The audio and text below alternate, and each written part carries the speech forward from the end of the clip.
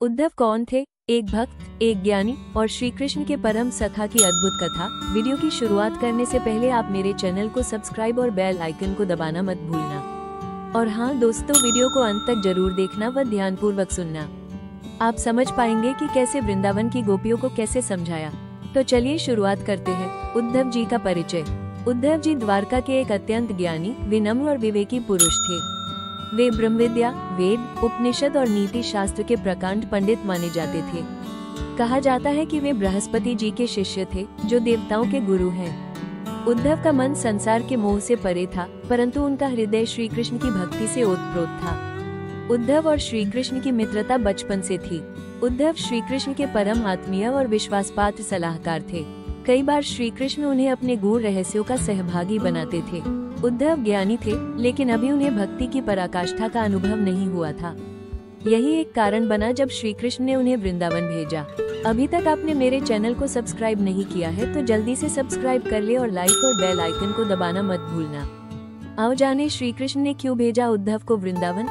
जब श्री कृष्ण मथुरा गए और फिर द्वारका चले गए, तब ब्रज की गोपियां, नंद बाबा, यशोदा मैया सभी विरह में तड़पने लगे। गोपियों की भक्ति और प्रेम अपने चरम पर था।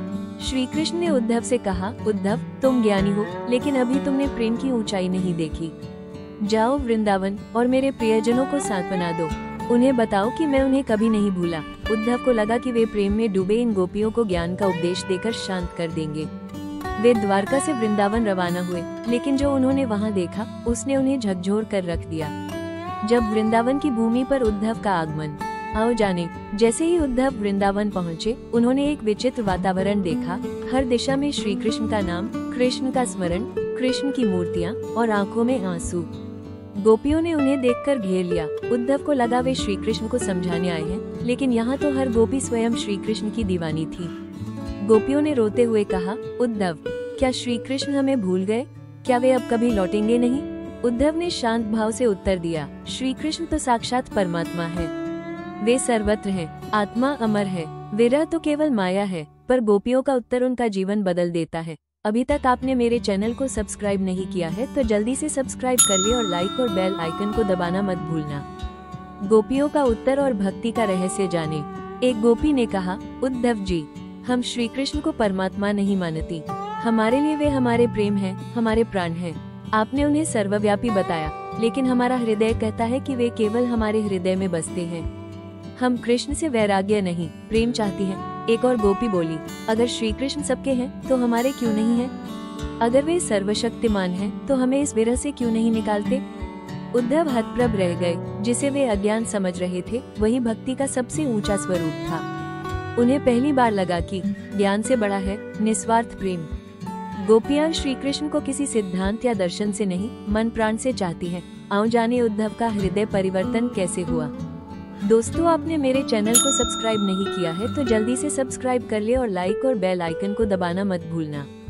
वृंदावन में बिताए कुछ ही दिनों में उद्धव का जीवन बदल गया। जहां वे पहले दर्शन, वेद, तर्क के ज्ञाता थे, अब वे प्रेम के मार्ग के विद्यार्थी बन चुके थे। उन्होंने गोपियों को प्रणाम किया और कहा, हे गोपियों, आप धन्य हैं, आपका प्रेम ही सच्चा है। मेरा ज्ञान तो केवल ग्रंथों तक सीमित था, लेकिन आपने मुझे हृदय से श्री कृष्ण को पाना सिखाया।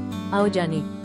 जब उद्धव ने श्री कृष्ण को संदेश भेजा, हे कृष्ण अब मुझे द्वारका नहीं, वृंदावन की धूल प्यारी लगती है।